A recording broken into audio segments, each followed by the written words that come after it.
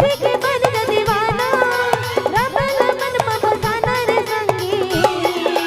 ताली बजा के बोल कहा जय सिया राम ताली बजा के बोल कहा जय सिया राम ताली बजा के बोल कहा जय सिया राम भक्ति के बन जा दीवाना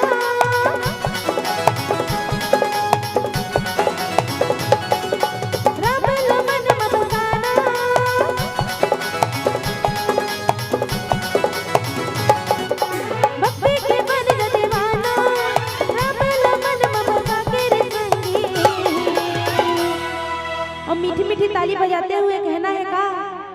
ताली बजा के बोल कहा जय सिया राम ताली बजा के बोल कहा जय सिया राम हाँ ताली बजा के बोल कहा जय सिया राम जय हो।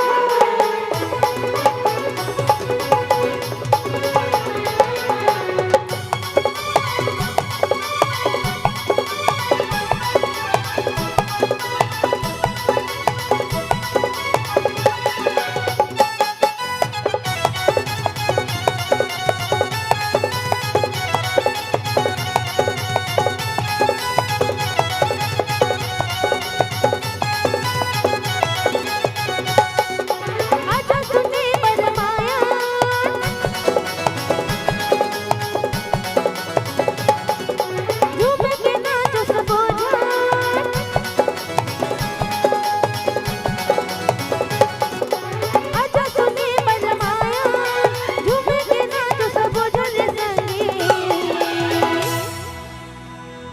और मीठी मीठी ताली बजाना है और कहना है का जिंदगी संवर जाही बोल कहा